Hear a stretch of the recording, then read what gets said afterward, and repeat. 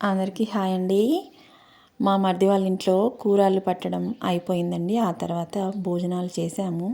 ఇంకా తెల్లారి పెళ్ళి కదండి, రాత్రి 12 అయింది. ముచ్చట్లు పెట్టి పడుకునేసరికి ఇంకా 3 గంటలకే లేపేస్తారండి. ఎవరి ఇంట్లోనైనా పెళ్ళి తొందరగా ఉందనుకోండి, మార్నింగ్ 3 గంటలకు లేస్తేనే అందరూ రెడీ అయిపోతారు. అప్పుడే మైలపూలు తీస్తారండి అమ్మాయికి.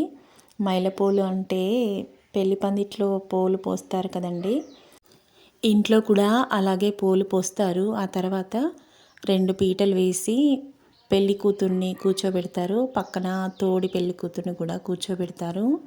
వాళ్ళిద్దరికీ మంగళ వాళ్ళు వస్తారండి. వాళ్ళు తలకి నూనె పెడతారు. ఆ తర్వాత 5 ముత్తైదువలు బియ్యం ఉంటాయి కదండి, అవి 2 గుప్పిళ్ళతోని పట్టుకొని ఒక రకంగా వేస్తారండి. అక్షింతలు వేయడం అంటారు వాటిని. అది నేను వీడియో తీయలేదండి. డైరెక్ట్గా తల మీద అక్షింతలు వేయకుండా చేతులు అటు ఇటు అనుకుంటూ కొంచెం అక్షింతలు వేస్తూ లాస్ట్కు తలపైన వేస్తారండి. దీన్నే మైలపూలు అంటారు. ఆ తర్వాత పెళ్లి కూతురు తలస్నానం చేసి ఇంకా రెడీ అవ్వడమే. ఈ రోజుల్లో ఎవరు రెడీ చేస్తున్నారండి పెళ్లి కూతుర్ని? బ్యూటీ పార్లర్ ఆమె వచ్చింది, కానీ ఎంత ముందుగా లేచినా కానీ రెడీ కాలేదండి. మేము ఇంకా ఫంక్షన్ హాల్కి వెళ్ళి అక్కడ రూమ్లో కూడా కొంచెం రెడీ అయిందండి మా అమ్మాయి. ఇక పెళ్ళి చూడండి.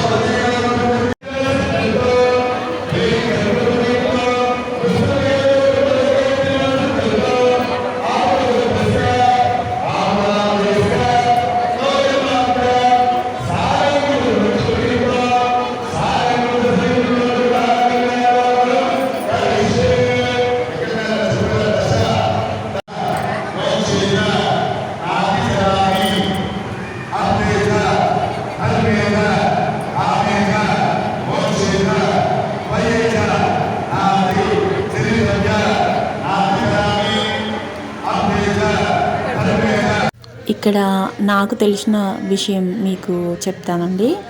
ఇక్కడ అబ్బాయి చేతిలో అమ్మాయి చెయ్యి పెట్టారు కదండి, షేక్ హ్యాండ్ ఇచ్చినట్టు.